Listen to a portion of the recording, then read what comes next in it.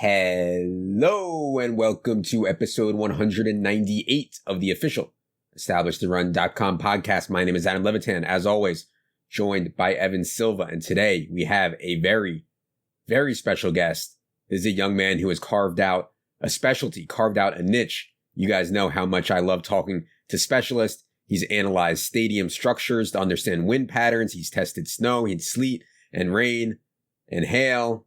He is, of course, Chris Allen of 4for4 Football. Chris, how's it going, man? It's going great. I mean, it's so excited to get a chance to sit down and talk to both you and the big dog, Evan himself. So I'm excited to get to it, man. Let's talk some ball. Yeah, man. Evan, how's it going today, buddy? Yeah, speaking of the big dog, I got a confession to make. DraftKings just released player season-long props, a number of them, and they released Derrick Henry at 1,600.5 yards for his 2021 rushing total. I took the under. I wanted to get this out there before anybody's, really listening to fantasy stuff, so we don't have to talk about it in August, but took the under. Felt bad about it, but really excited to talk today with Chris. And Chris has like a really versatile skill set. I mean, he's much more than just a weather analyst, but, as is the case with, Matt Harmon with wide receivers or Brandon Thorne with offensive line analysis, Chris has really carved out this special niche. And I've been reading him for a while. I think he did like a big weather series on 4for4 Football.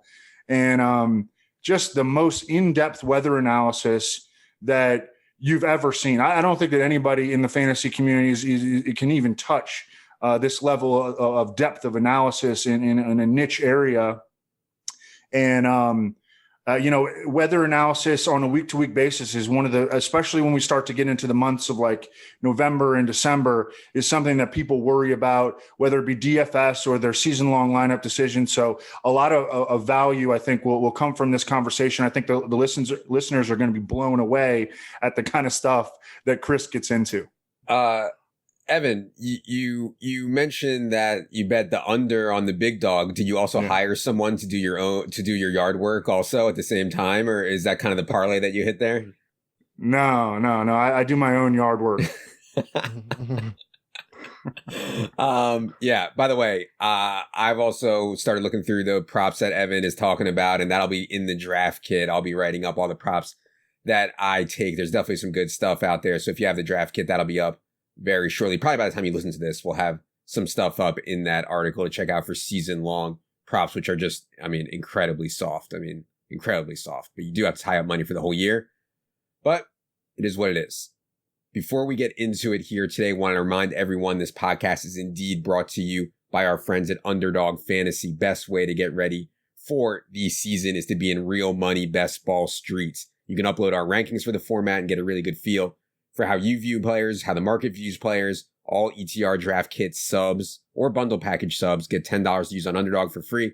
New players on Underdog get $35 for free on top of their deposit. Also want to note in our draft kit for any Dynasty players out there, we just pushed a fresh update along with a changelog. I know you guys really liked Evan's changelog last year with the top 150. We also have a Dynasty changelog going now. We're updating our Dynasty ranks at least every 2 weeks and even more often when news breaks for any Dynasty guys out there.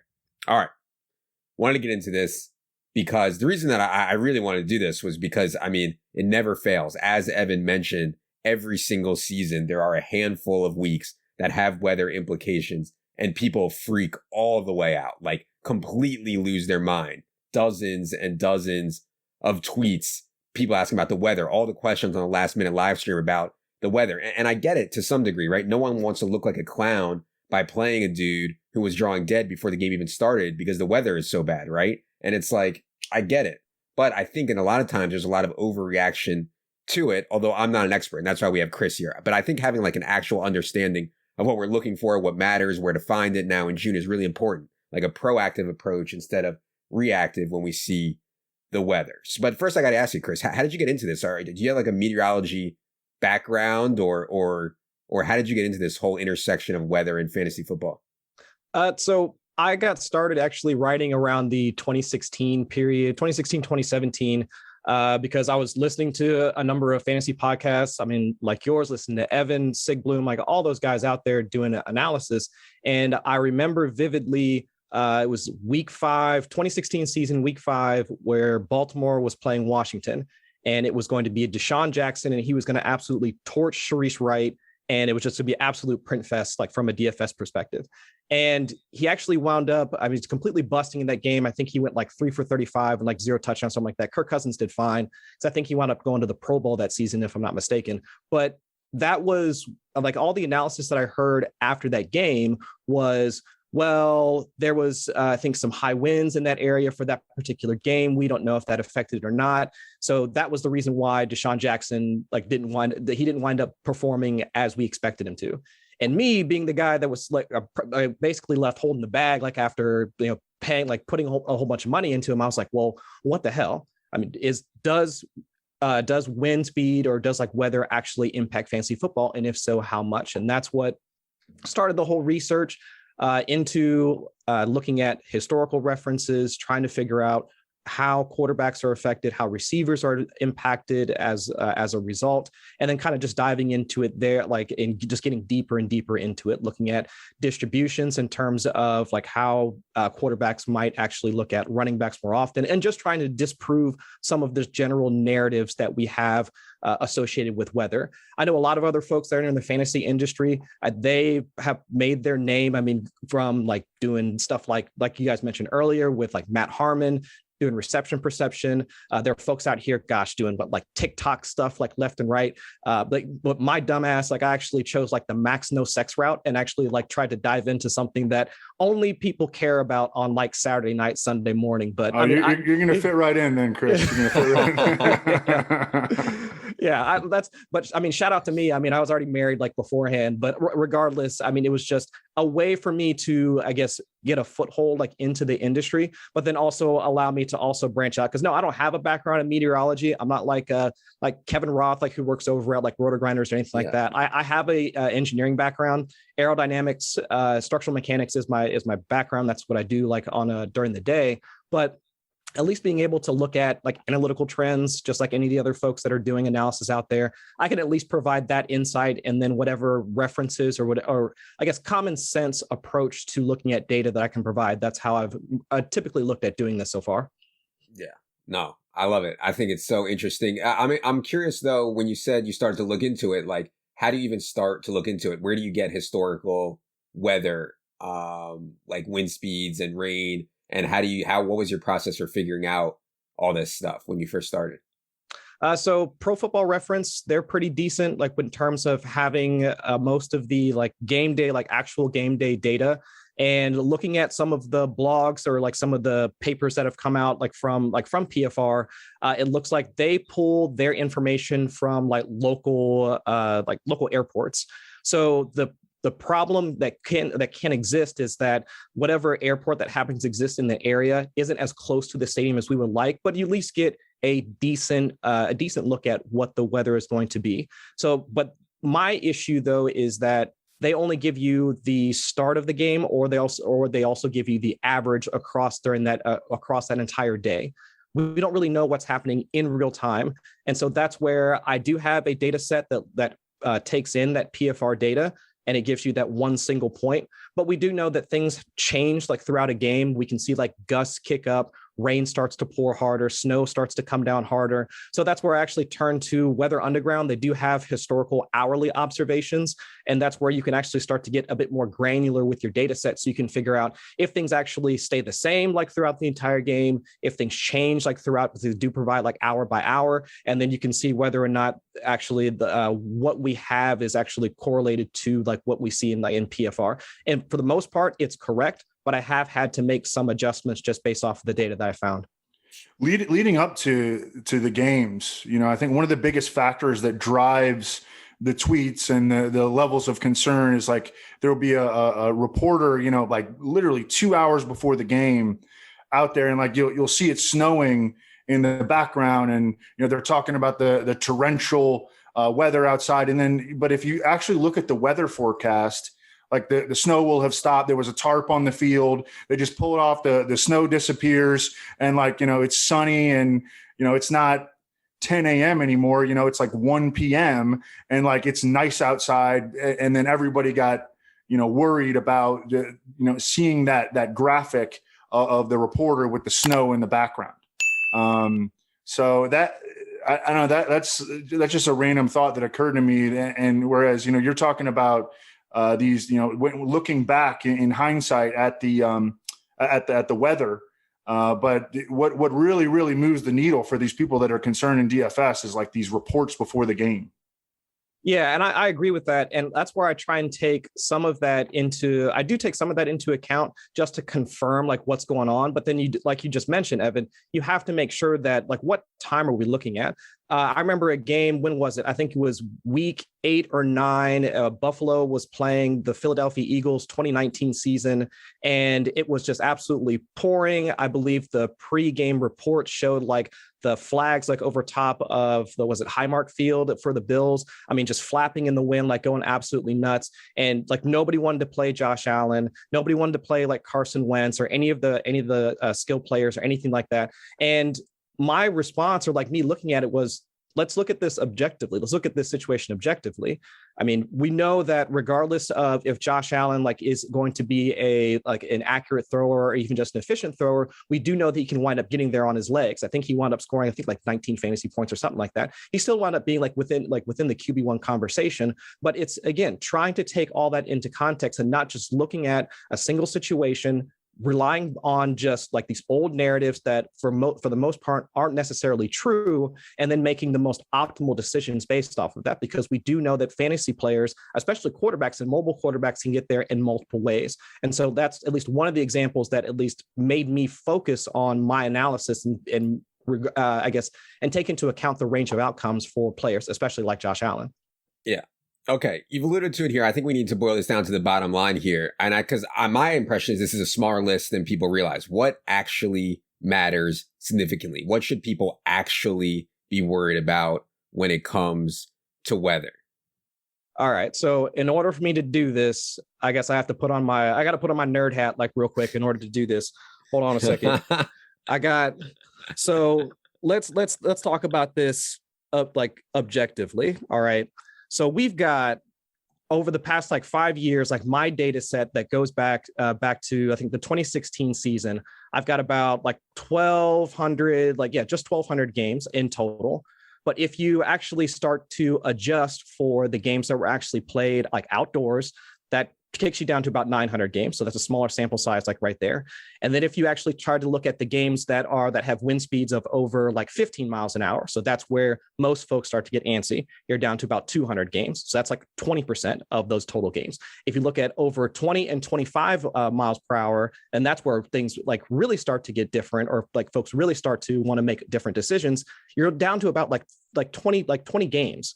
I mean, so really the sample size for even making decisions on wind speed in and of itself it's so small and so insignificant if you try and compare most of those historical references and just trying to make some sort of linear correlation between what happened in those instances and what's going to happen today or during that game. It's so difficult to do. And from a projection standpoint, it's impossible in order to use some sort of, mathematical or statistical regression analysis in order to do that. I've tried that. I mean, looking at wind speed versus, let's say, average intended air yards, so how far a quarterback is going to throw, doesn't even exist. It's basically zero. Same thing for completion percentage over expected, EPA per play, neutral passing rates. There's too many other variables at play in order to do that. But subjectively, or looking at this from a gut standpoint, so let me go ahead and take my nerd hat off. But if you go ahead and put your motherfucking hand in the dirt, you would understand that a lot of quarterbacks, actually, they have talked about this in the past. Like Carson Palmer, when he moved actually from Cincinnati out to Oakland, he talked about a couple of games that they played against, who was it? I think it was Kerry Collins, actually, shout out to Penn State. They played against them. I think it was the 2008 season, week 2, and there was literally 70 mile per hour winds in that game.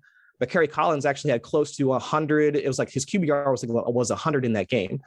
And he had actually practiced in the wind. He knew about how to adjust for wind speeds. He knew how to make some of those passes work, even despite the fact that they were playing in just absolute worst conditions.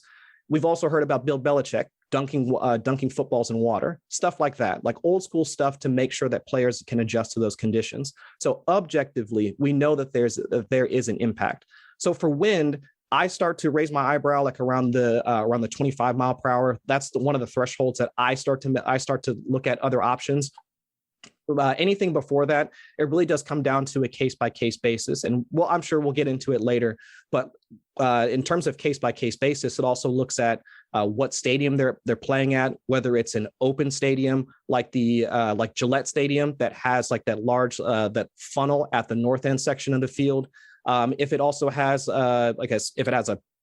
domes obviously take those out, but if it also sits lower or also has like the top stands are actually like lower. So at the Buffalo Bill Stadium, for example, it's only 110 feet, like from top to bottom. So if you're looking at airflow going across the top of it, this gets into like Bernoulli's principle and like things like that. But if you have like some of those low pressure vortices that will go into the stadium itself, that actually will wind up creating, I guess, higher wind speeds that you would anticipate down on the field itself.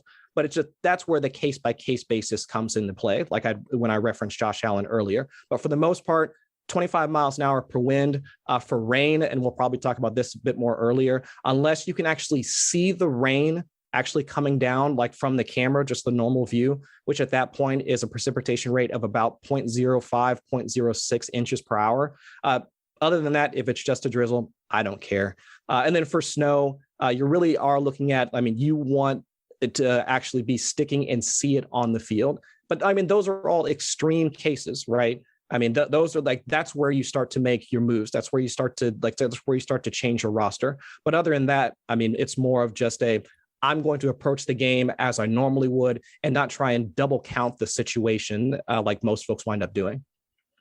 Okay. I noticed that when you put your nerd hat on, it was actually a Bills hat, and that happens to be the favorite team of our resident nerd, Michael Leone. But you look a lot better without the nerd hat on. One thing that I've always kind of theorized, especially when it comes to rain, is that, people get worried about that affecting offensive production. But how about, a cornerback who has to backpedal when he's dealing with a wide receiver in coverage? He's backpedaling on a slushy field. He should be the guy that's at a disadvantage rather than a guy who's actually moving forward and knows where he's going and is running a defined route, So, I have to believe that those kind of things that might not even occur to us when we're just, as you say, looking at from the rain from a binary standpoint, that, it's good or bad. It could also be bad for the defensive players. Right. And it has been in the past, but it's also been bad for offensive players as well. One of the examples that I still remember is actually week 1 of the 2019 season when Cincinnati went to Seattle. The precipitation rate, I believe, during that game was about 0.03, 0.04. So you can kind of see it, but it had rained so much throughout the entire day that it's still. What does that mean, though? 0.03, 0.04, what does that mean? Inches per hour. So that's that's the rate of rain that they normally use in order to measure that. And that's typically what's posted over at Weather Underground, where I pull the data. But I remember Chris Carson had a fumble in that game. Andy Dalton actually wound up having 2 fumbles. He lost the one that actually wound up salting the game away, which I think that could have completely changed the outlook of the Bengals for the entire season if they'd won like on the road with Zach Taylor as their head coach. But regardless, that's where, rain in and of itself, it causes those just events that we can't plan for. Like we never know like when a player is going to wind up slipping and letting a wide receiver just streak down the field for a touchdown, a fumble recovery for a fumble 6, something like that.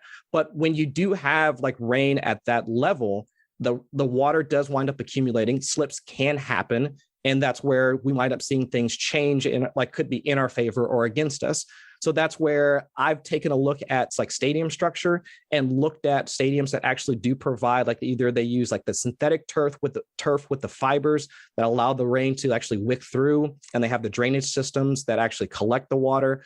But most of the fields that actually wind up using turf, that's where you do have to have some sort of, or not turf rather, but sod. That's where you do have to worry about like the pools collecting on the field. And that's where the field can turn into essentially a slip and slide. Like when was it, like week 7, week 8, when San Francisco played in Washington, And that's where like that had the torrential downpour. I think it was just 7-0 or something like that at the end of the game. Then they showed like pictures of like Kittle sliding across the field and all that after they'd won.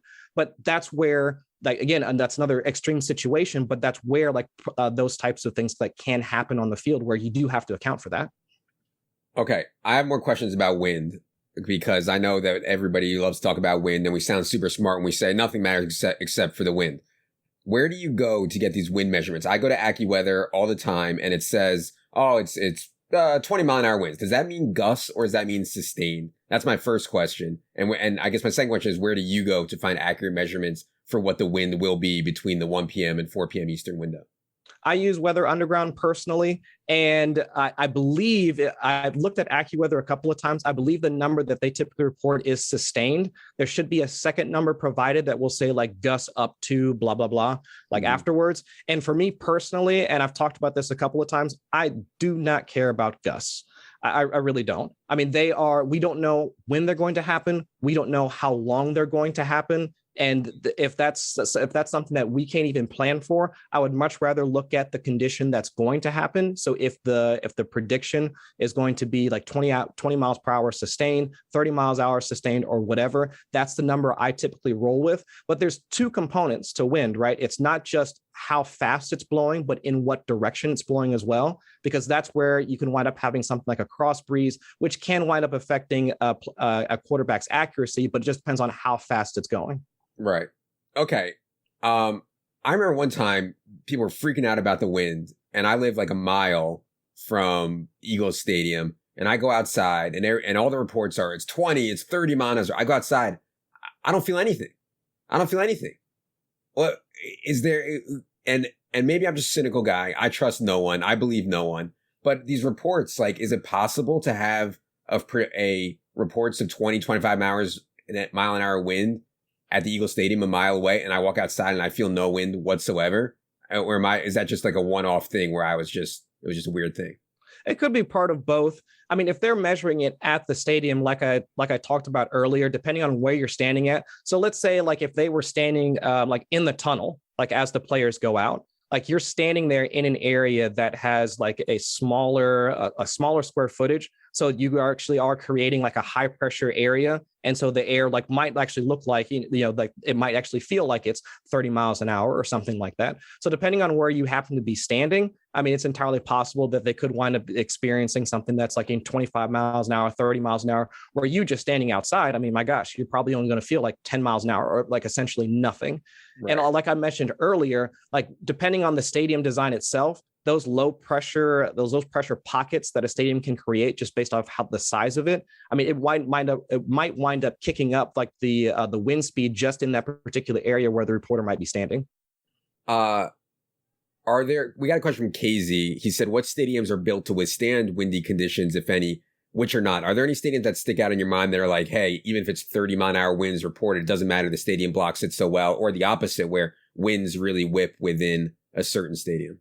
Oh man, I've actually, this is how deep down the rabbit hole that I've gone, because I think I forget like which game it was, but actually it was I think it was the Patriots, and I forget who they were playing against. It might have been the Jets, but I remember like I think it was either Nick Folk or somebody like that, but the kicker actually wound up missing like a 22-yard like field goal or something along those lines.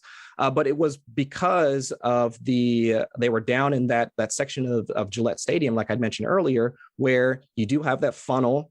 Even if it is like 16 miles an hour, 16 mile an hour winds, if it's in that area that can create a high pressure zone, you might wind up actually having something like a field goal, which goes higher up in the air, affecting the accuracy.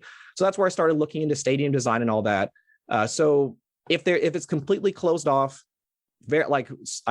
relatively tall, so we're looking at 180 feet or higher, those are the types of stadiums where I'm not as concerned, because the stadium itself will provide a natural protection or natural barrier. And even if they do have like those low pressure zones that I mentioned earlier, vortices kind of like as they go up and over the stadium itself, they're not going to impact you all the way down on the field itself. So a couple of stadiums that I know off the top of my head, I know that Arrowhead Stadium, I know that it's fairly high on either side, but I think almost like 260 feet on either side, but I know it's open down at either end zone. That one's fairly decent. I do know that the Giants and Jets Stadium, completely enclosed all the way around and over 200 feet tall, if I'm not mistaken as well. The Miami Stadium, Hard Rock, also another good one, completely enclosed, no issues there. I think Philly Stadium is another one that kind of sticks out as well.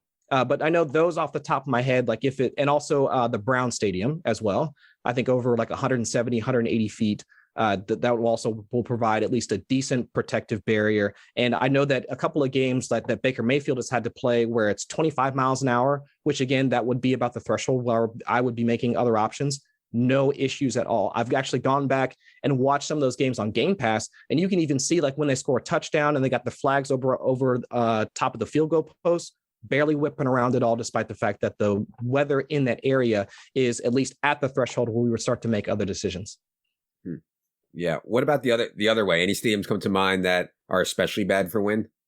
Like I mentioned Lambeau? earlier, no, Lambeau's actually fairly decent. Even when they have some of the the snowfall that they have almost every single year, we wind up getting a shot of some dude making a Lambeau leap in the snow or something like that. Or AJ Dillon's game, that breakout game against Tennessee like last year, like when it snowed as well. But they do actually have, like for snow specifically, they do have I think 4 to 5 miles of heated pipes sitting underneath the stadium to help with that. But that one's fairly decent. The one other one that sticks out that's fairly that sits fairly low is the Bill Stadium. That one's about 110 feet. And like I mentioned earlier, the game that Josh Allen didn't play well against the Eagles last season, that was partly due to that, or at least that's how I'm approaching it. He had I think one of his lowest EPA per play during his 2019 season, even though I know he was erratic in that season anyway. But regardless, I know that one sticks out. And then also the Steelers field as well. That one's around 120, 125 feet, just using planar measurements and comparing different pictures in order to do that. But yeah, gosh, I hate the fact that I know all this stuff, because I feel like going over and looking at stadium design and all that, I feel like I'm gonna wind up like a goddamn domestic terrorist watch list or something like that at some point.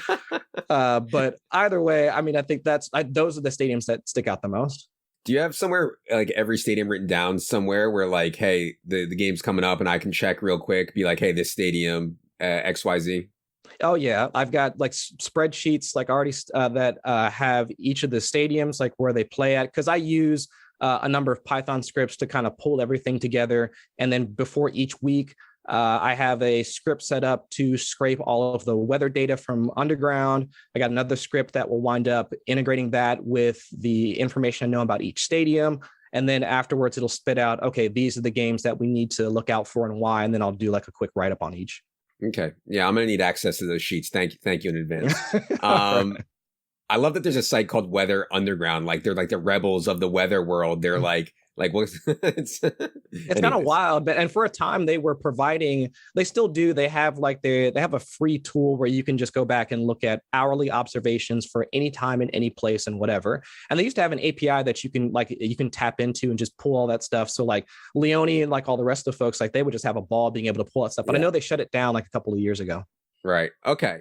Let's talk about rain real quick. You said you have to be able to see it. I mean, if you look up in the lights, you can always see the rain. You're talking about specifically when you're watching the normal view of the camera, physically seeing drops come down. And leading up to the game, though, we might not see anything. We're just looking at stuff on web pages. What will we look for with rain before a game?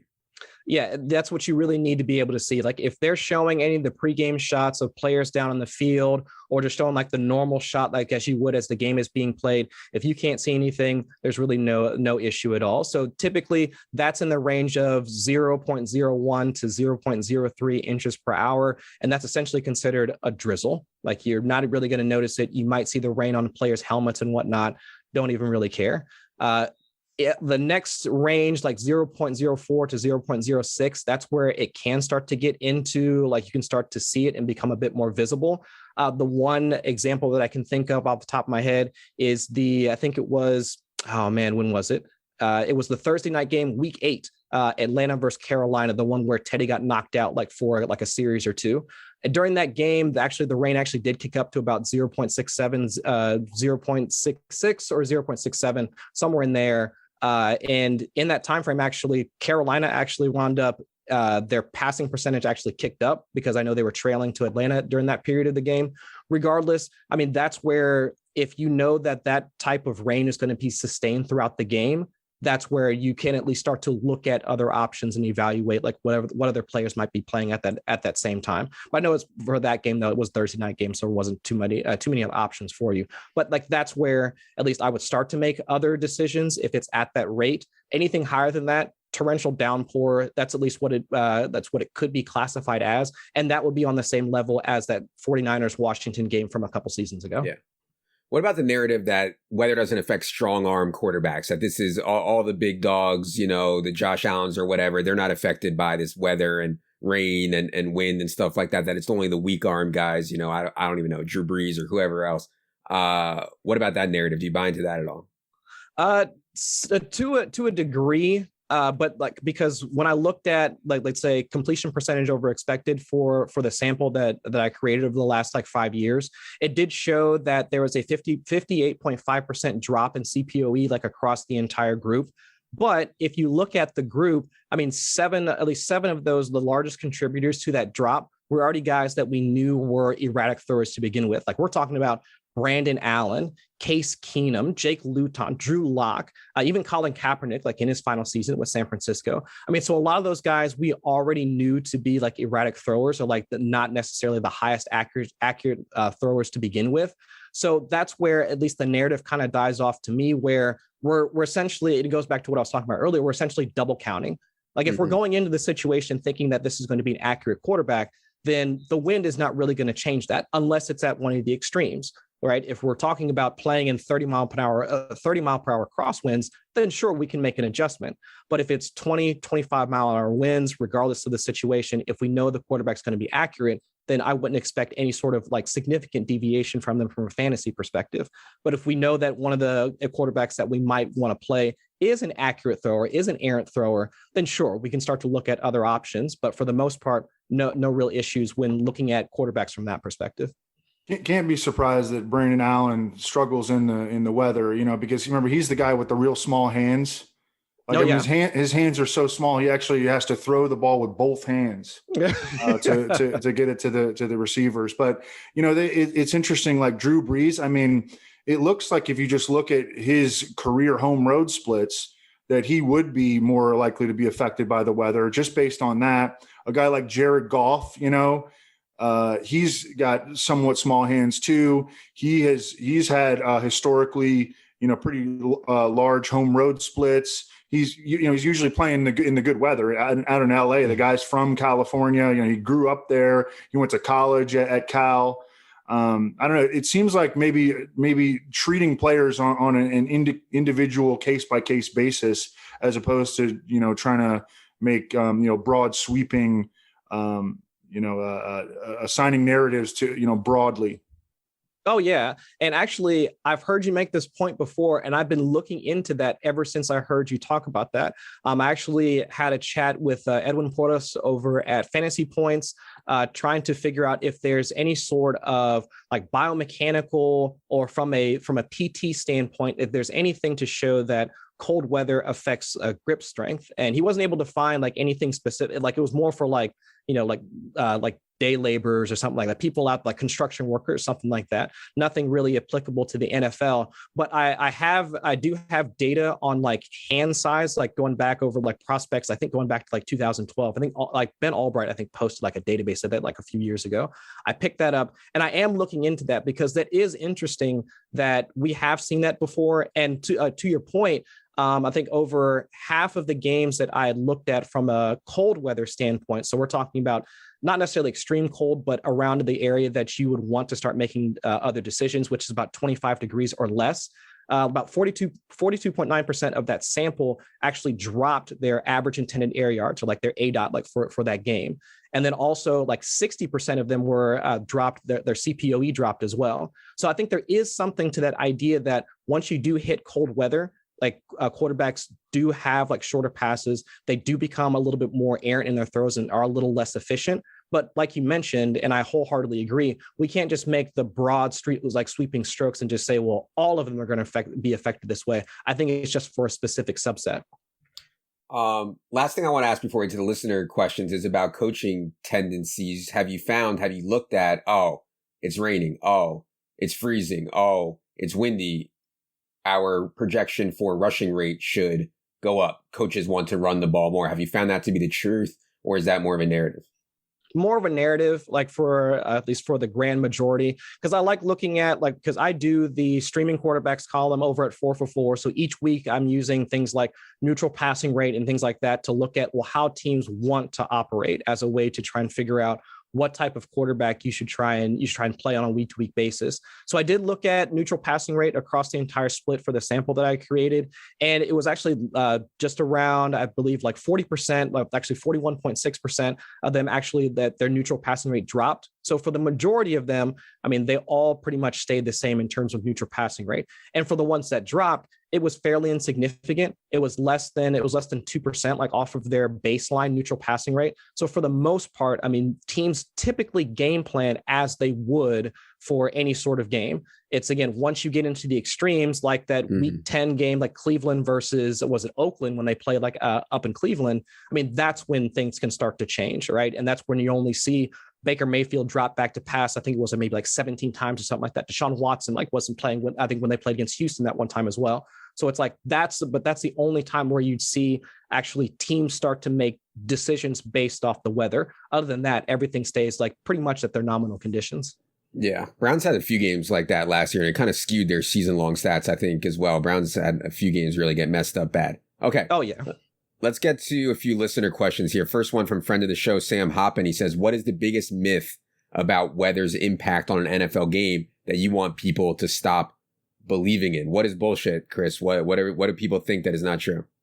I'd say the biggest one is that if you're coming up on a windy game, and then most folks wind up miscategorizing what a windy game is, but the narrative that wind games eliminate the wide receiver one or like the deep threat, I mean, absolute bullshit.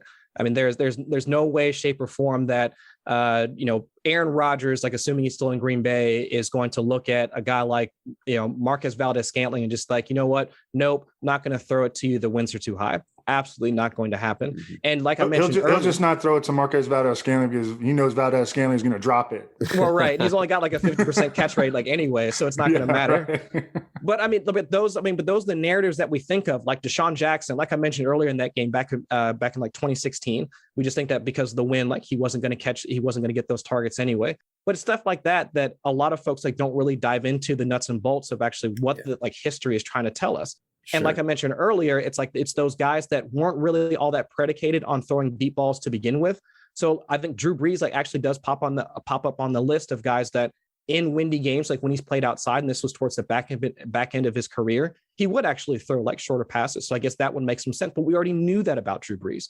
So and like Alex Smith also pops up on that list of guys that would be actually have their average intended air yards drop back in windy games. But again, we already knew this about Alex Smith, but for the guys that we already know that are at least a part of the deep ball game. So Patrick Mahomes, even Kirk Cousins to a degree, if we know that's already a part of their skill set and a part of their game, it's not really going to translate into a negative once windy games pop up. Yeah. And I mean, you'll see this in DFS with the ownership percentages. I mean, people continue to get better and better, but there's a point where they think they're doing something sharp, like AKA fading a deep threat in a windy game. And you could see guys come in at 1 or 2%, where if it wasn't rumors of wind, they could be 10, 15% for sure. So definitely something I'm going to keep in mind for tournaments. Next question from Noah. He says, what is your worst gambling bad beat that happened because of weather? If Adam has any funny stories about it. I don't have anything that really sticks out in my mind except for Lions Eagles. I think it was week 14 of the 2013 season when LaShawn McCoy was on the Eagles. And this was like one of the snowiest games I've ever seen in my entire life. Just like a full on blizzard. And I think I fired bunch LaShawn McCoy, and this was real early days of DFS. It may have been season long too. I don't remember. But LaShawn McCoy ended up running for like 200 and some yards and a few touchdowns in a stone blizzard. So that was a good story. I don't really have any bad beat stories. I don't know. Either of you guys have any bad stories or good stories about weather and fantasy football? I still remember that one too. Actually, yeah, LaShawn McCoy, 29 for 217 and a touch, if I'm not mistaken. I mean, just absolutely like rammed it down people's throats. And I remember watching that game because right as the game right as the game opened and like the television, you could actually see it on the TV. You just saw snow everywhere, and I was just like you. And this was before I even thought about doing this stuff.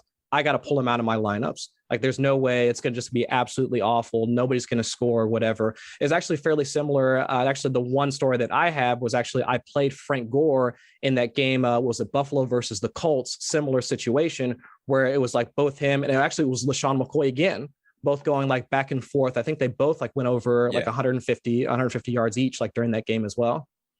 I don't have any great individual ones, but I just know that anytime that I allow weather to be the driving factor behind one of my decisions, I mean, I'm probably like 0 for 16 lifetime.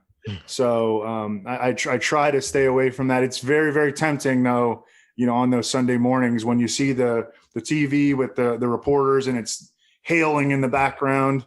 Yeah. But yeah. I'll say this, Chris. I think that for DFS guys, the issue is we have access to every single player on the board. For season long, it's easy, you know, like only in extreme circumstances. You don't have access to everyone on the board. In DFS, we have access to everyone on the board. So if I think there's even a 5% chance or a 3% chance that it might affect my player, well, the weather might affect my player. I'm not going to play him in cash or whatever because, you know, I can play someone with a really similar projection who I feel really similarly about. Are you following what I'm saying? Like, it's really, really close. Should we even be using weather for tiebreakers though? Like 15-mile-an-hour wind, 20-mile-an-hour wind, a little bit of rain. Is it even worth thinking about for tiebreakers in DFS? Tiebreakers, I can understand like going in that general direction. I mean, if we're talking about a player that's at like the same price point, but in a better like weather, like optimal situation, at least from a weather standpoint, then I can understand that. The one thing that I typically do, and I'll look at like from Saturday to Sunday, is I'll start to look at line movement and seeing if teams or like the betting totals or game totals are starting to drop, then sure, then I'll actually start to look at other options. Because I have seen that I think over like at 52.3% of the games in my sample actually still wound up hitting the over.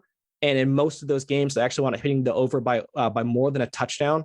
So it seems like there's still some edge to be had by betting on some of those like bad weather games, like just from the fact that a lot of folks will see those like pre-game reports and just be like, well, I'm out of here. Like, I don't want to deal with like any of this stuff. I'd rather just switch off, where there's still some value to be had, like even despite the fact that it might look bad on TV. Sure. Last question from Justin here, and then we'll get out of here. I think is a good one. He says, is there any validity to quote unquote warm weather teams underperforming when they travel to play cold weather teams, i.e. the Texans or whoever going out to play up in cold Green Bay? I know you already mentioned this a little bit about kind of the biomechanics that go on in people's bodies, but yeah, do you want to expand a little bit more on the validity of this warm weather traveling to cold weather idea? I've looked at that and I haven't seen anything to really like verify or to confirm that. Typically, no, I don't think so. Because a number of cases, the stadiums are already prepared to keep players warm on the field. You see them either standing in front of those like big heaters or whatever. I know that a lot of the fields themselves are heated. Right. Absolutely. So that not from a safety perspective, but also to keep the players warm as well. I'm actually at the Jets and Giants stadium. They actually do have blowers that will blow down like on the players, like during the game itself to keep them warm. And a lot of teams know that now from a health and safety perspective, that if you want to keep your player from getting injured on the field, like a hamstring pull or something like that, and you want to keep them fresh throughout the game, they know how to keep their players warm and ready to go once they do have to leave the sideline and head back out onto the field into the colder weather conditions. Perfect. Evan, any more questions here? I don't want to hear any more questions from Evan or anybody else about the weather after this. If you have a question for the rest of the year, if you have a question, the time is now. No, I don't have any more. This was awesome though. I love talking in depth about this stuff, and this is the time to do it. So thanks so much for coming on, Chris. This was awesome. All right, Chris, tell the people where they can find you, where they can find your work, and how you're going to give me personal access to all the spreadsheets about the stadiums and all the effects. You can find me on Twitter at Chris Allen, FFWX. The Twitter, the database and whatnot, I'm actually putting together all of that will actually be able to provide like historical references and just like ranges of outcomes for players in specific situations. It's a tool I'm working on right now. But in the meantime, I'll have some articles out over the next like month or so, kind of diving into the nuts and bolts of what we discussed here today. So if you want to find any of that, check out my work at 4for4football.com. All right. Appreciate it. Everybody follow Chris. Thanks so much for being here, man.